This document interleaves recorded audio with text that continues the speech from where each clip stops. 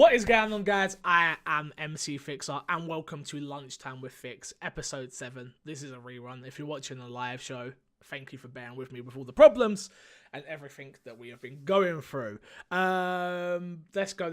First news story. Let's just jump straight back into it. Remember, you can get the show live on twitch.tv/MCFixer. You can get it on YouTube as a VOD, on youtube.com/MCFixer. If you want to support financially and keep this show going, head over to patreon.com/MCFixer. Follow me on Twitter, please. Moving on, let's get into the news. I had no foreplay today. I'm getting in and out and shaking it. All about firmware PS4 5.5 incoming as Sony opens beta test signups. Got this one from Push Square. The PlayStation 4's next big update is in the works. Sony has revealed the company currently asking Japanese users to sign up for the firmware 5.5 beta testing means that it's only a matter of time before registrations open in North America and Europe too. There are no details on what firmware 5.5 will include but we've got no doubt the details will be coming our way soon. Naturally, we'll keep you up to date. So PlayStation users, 5.5 is on the way. Will it have name changes? Probably not. Let's be totally honest with you. Will it be anything that anyone probably cares about? Probably not. Let's be totally honest. But it's coming, and if you want to get in there and beta test it, you can. PlayStation they do this thing where you can sign up for their betas, where Xbox have just got a program that puts people in it to bug test and stuff like that. I prefer the way Xbox does it, but that's just my opinion. What do I know? I'm just a guy. Next piece of big news, and would help if it. Let me reload this because I can't read in Swedish. I don't think it is Swedish. That'd be wrong. Anyway, gameplay for Cyberpunk 2077 already in June at E3 2018. Apparently, this is all come from a blog post which we've seen and stuff like that. Jokes are over. According to our information, CD Projekt Red will be strongly promoting Cyberpunk on occasion of the June E3 2018.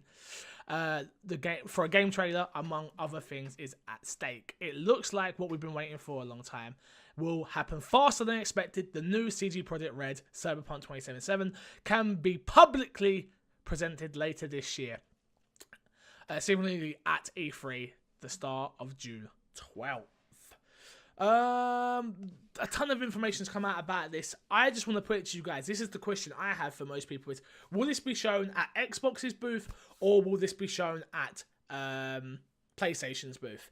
I personally think it will be shown at Xbox's booth. I think they're gonna want to go with the I hate to do the marketing, but the most powerful console. They're going to want to show this off the best way possible, and I think they will align themselves with Xbox for this one. I don't think this means we're going to get a date. I don't think this means it's coming in the next 2 years. I just think it means they're going to show something finally, which is awesome. Obviously, they put out the tweet the other day, not too long ago, about Beep, a couple of days ago, which woke everybody up. Nice to know that there are some information coming out of this. Mr. Moody in chat saying it will be shown at the Xbox conference. Stu's been saying, been waiting for ages for this. Small hype myself. And Stu says PlayStation. Yeah, I don't know where this will be shown, but I'm super hyped for it. I cannot wait to see it.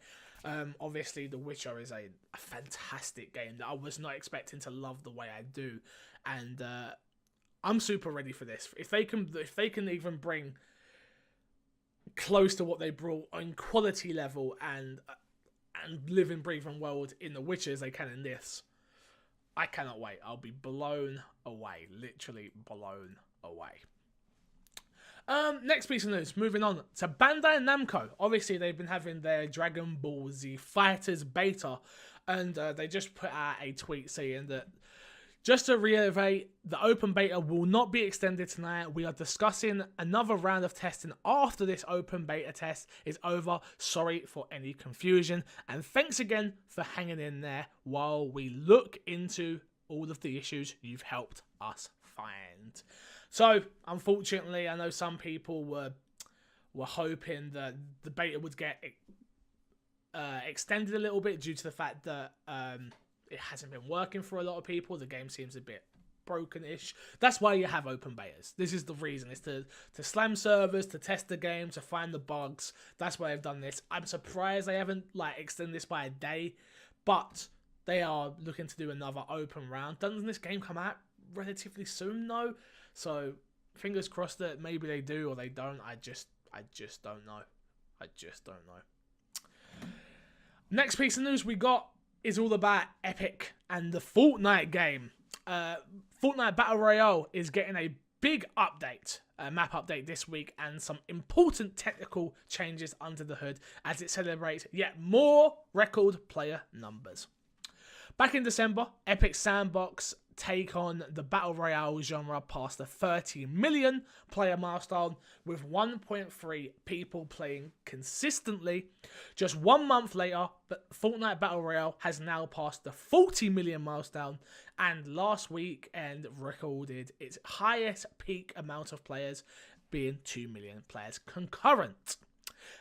It's an incredible achievement, even if Fortnite Battle Royale mode is a free download and free to play, and one likely fooled by the fact that it is also available on PC, PS4, and Xbox One, unlike PUBG's PlayerUnknown's Battlegrounds, which is yet to launch on the PS4. Quote, to put into context, lead systems designer Eric Wilson told Eric Dyer, quote, some folks around the office are saying, hey, we could have been the biggest Battle Royale game in the Western world, which is crazy. Sorry, we could be the biggest, not we could have been. We could be. End quote. Next quote is, some people are saying we could be the biggest and best place, full stop, in the Western world. So they are making some interesting changes. Here's the map. This is the before and after look at things. So they're expanding the map a little bit. Up here you can see there's a lot of changes. The map's changing colour and stuff like that. For me personally, this does nothing. PUBG is so good, and no, it isn't as polished. It's not as optimised as Fortnite. But it is so good that even a map update isn't going to help them bring me back as a player. I know there's still plenty of people out there playing. Obviously, they've just hit their most concurrent users, which is amazing for them and super glad and happy for them. But for me personally, this does nothing. I don't care about the new updates. I don't care about any of this really. I know they're looking into improving the leveling system and stuff like that, which is something I think PUBG definitely needs to do. But this doesn't bring me back. Mr. Moody in chat is snoring with Z's. A lot of people are like that since PUBG come out, though. A lot of people just don't care anymore, unfortunately, which is a shame. But that is just sort of the way the cookie crumbles, I guess. But more power to the people out there enjoying Fortnite, of course. Next piece of news, Forza Horizon 3 Xbox One X update being rolled out. Native 4K 30 frames with 4x MSAA and no drops. An official blog post went up on the Xbox Wire where Playground Games creative director Rafi Fulton shared more details on the Forza Horizon 3 Xbox One X update. Furthermore, Digital Friendly had early access to the update and shared a new video comparison where they noted that Forza Horizon 3 on the Xbox One X runs at 4K 30 frames per second with no drops and a 4x MSAA on top of that. This is the image that has come out, which you can see here, which is the Xbox One X enhanced games has been updated or built specifically to take advantage of the world's most powerful console, 4K Ultra HD, HDR, Xbox One X enhanced. Obviously the game already looked fantastic, but they are just building upon that even more so, which is amazing. I've got Forza Horizon 3. I think it's a fantastic game. I'm not a racing guy, so unfortunately for me, I don't play it the same way as everybody else. Jeez, I can't speak today. I just sort of plod along with it. Nothing too crazy, nothing too, just play, enjoy it, and then I'm out. So I would have played that game a lot more if I had people to play it with, but just never came to fruition, unfortunately. Just never came to fruition.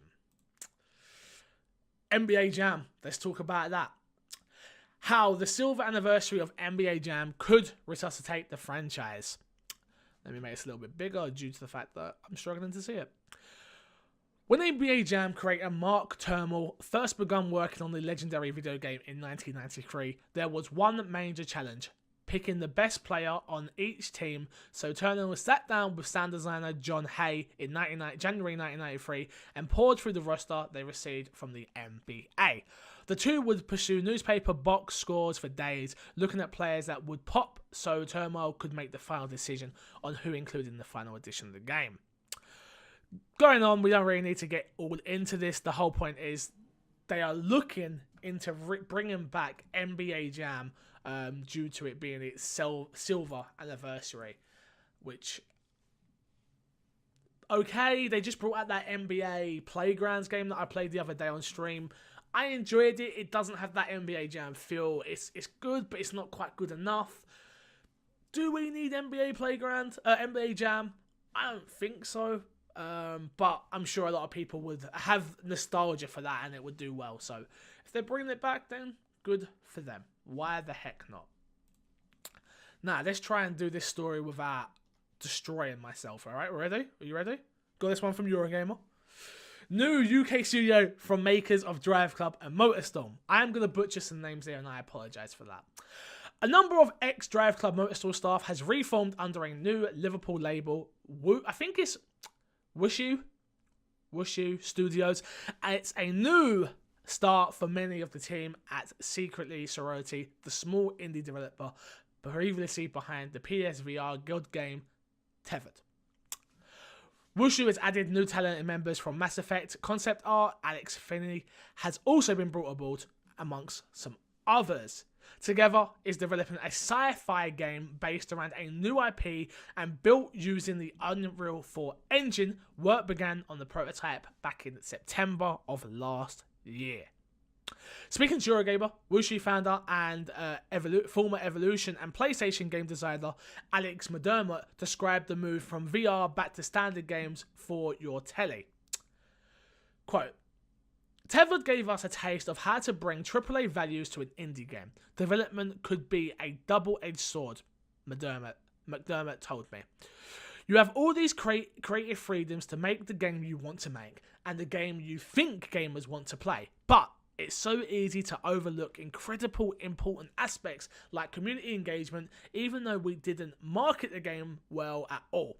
I'm still extremely proud of the accomplishments. I never got to play the game that they worked on. I am super excited for new IPs in any genre, small or AAA or indie. This is cool. I'm happy that people are still working on games. This is why we still do this. This is why I get to talk about them. It's amazing. I'm super happy about this. So, moving on. Nintendo Switch outsold the Xbox One and the PS4 in December. US sales, Microsoft announces. The MPD Group will release its report for December 2017 video game hardware and game sales in the United States later this month. It appears Microsoft has already seen this report as Xbox marketing boss Aaron Greenberg shared some results on Twitter recently. He announced on Twitter the Xbox One X had its highest console share. Even in December in the US, the Xbox One X outsold the PS4 in December, according to MPD data. Through it was the Nintendo Switch that sold the most units overall. Don't really need to go into this anymore, but just interesting that the Switch is still selling like crazy. For people in the chat right now, is there anything Nintendo could do to get you to buy a Switch? Like, Zelda's out, Mario's out. Obviously, you've got Kart, you've got amazing games on that system, and obviously it's selling amazingly. But my audience, I know obviously my audience is a lot more PlayStation and Xbox focused, but I own Haley owns a Switch, we own a Switch, I should say. I love playing it, I don't play it as much as I'd like. Is there anything that they could do really out there to... Is there a game? I know me, I can't wait for Mario Party. I can't wait for Mario Tennis. Stu says, give it to me for free. Yeah, I hear that, I hear ya. Cheaper price for FIFA. Alright. The person FIFA, not the game FIFA. Interesting, alright, cool. Moving on. Developers tease Stardew Valley multiplayer mode. If you've been following Stardew Valley development for a while, you may well remember that last year multiplayer support for the game got pushed back to early 2018. In a tweet today from developer of Concerned Ape, we finally got a glimpse of multiplayer Stardew Valley, and there are a few things we can learn from the image. The tweet says, 4-player Stardew Valley LAN party at my house is really fun. It still needs some work, but the underlying netcode is solid. Being in the same room and yelling at each other about what to do next, or if anyone has had any stone, it's great fun. Can't wait to share. This is actually interesting. This is actually something I've been waiting for. I played Stardew Valley on the PC I've got on Steam not too long ago. Played it for about maybe an hour max. Enjoyed what I played. Didn't dive in too deep. I have been waiting to play this multiplayer due to the fact that I just think me and Haley and I know Kresh wants to play it as well. I feel like we would all really enjoy playing this game together. I'm definitely interested in getting this as soon as the multiplayer mode comes. Maybe I pick it up on the Switch. Who knows? Who knows? Let's get on to some movie news. Movies. And the rumour out there is Affleck's Flashpoint appearance may be his last hurrah as Batman. Ben Affleck, firmly reported as a rumour on the Batman film. It is said that there's a chance that Affleck will get one last chance to don the famous cowl in Flashpoint or Suicide Squad 2, the former being in a constant state of flux since losing director Ricky Flammewin in 2016. This rumour adds fuel to the theory that Batman writer and director Matt Reeves is intent on replacing Affleck with another actors such as Jake Gyllenhaal or John Hamm. The reports also suggest that Reeves planning a trilogy on the Bat of Gotham could be set outside of the main continuation of the DC Extended Universe, much like the potential of Joker origin movie. We've been hearing this for a while, that Ben Affleck's not going to be Batman no more. Ben Affleck's not going to be Batman no more. Some people didn't like Ben Affleck as Batman. I enjoyed him as Batman. I really hope this isn't true. I really hope that DC figure out that you can't just swap and change. They need to do... I said that in a couple of previous episodes of this show, that they shouldn't do what Disney are doing, due to like making everything canon, or they haven't... But there's certain things you've got to do. And the biggest thing that annoys the hell out of me in the DC universe is that there are 2 Flashes, that there are 2 Arrows, that there are two. No, I don't like that. I don't like the fact there's a TV universe and a movie universe. There needs to be one universe, and you live and breathe in that universe. For me personally, they could have quite easily have made the Flash.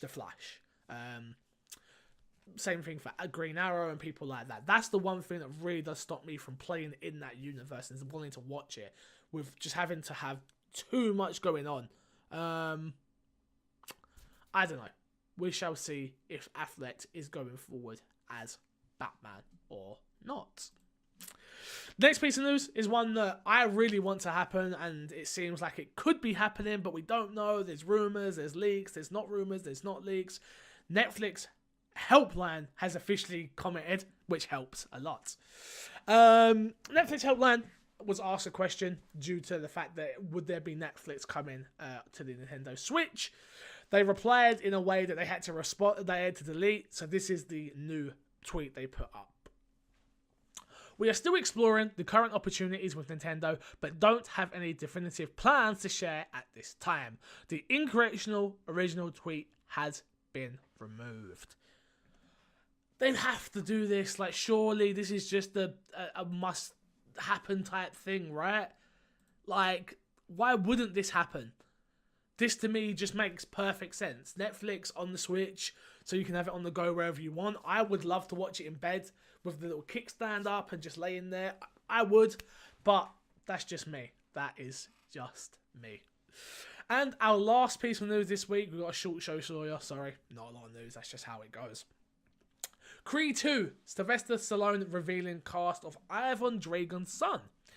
Sylvester Stallone has revealed the last bit of the casting news for the forthcoming boxing sequel, Creed 2, with Romanian boxer, I'm going to butcher this name, Florin Mutinu, as the Ivan Dracon's son. Sylvester made the announcement via Instagram, extending his congratulations to, again, don't want to butcher this, who calls 6'4", 245 pounds of talent. Creed 2 will be the boxer's first acting role, and this is the gentleman we are looking at. It looks like a mean son of a gun. A mean son of a gun, which works. But if he doesn't have a line saying, if he dies, he dies, then it's not going to be quite as iconic as I want. I personally loved Creed, the first one. It was one of those films that I went in wanting to like because I love Batman. I love Rocky. I love Rocky. Rocky is an amazing film. I remember my dad actually giving me the DVD box set and being like, watch these. And I don't like old films, but watching those, I was just super enamored with that world. Like, amazing. Obviously, watching Creed in cinema a few years ago now, it brought back all those same feelings of like, oh, this is amazing. Sylvester Stallone did a great job of playing Rocky again, but in a different way. Obviously, a beat down, older version of Rocky. Just, yeah, obviously the Rocky films did get progressively worse. They should never have done that new Rocky film, but you know what I'm saying here. I'm super into this, and I can't wait for Creed 2. Well, that is the show this week, guys. Thank you all for watching Lunchtime with Fix, episode 7. Again, remember, you can get this live on twitch.tv/mcfixer. You also see debacles like this show. Did have one this morning. Also, youtube.com/mcfixer is where you get the VOD version of this show. Monday to Friday, 1 o'clock GMT, we come live every day to the best of our ability. We haven't missed a day yet. 7 days in. I hope not. But enjoying it. I hope you guys are enjoying it. If you are, let me know in the comments below or in the live chat right now. I'll stand and talk to you a little bit then. Remember, go over to patreon.com/mcfixer. That is literally where I get my funding. That is literally how we keep this show going. That is everything to me. So thank you all so much, and I will see you guys next time.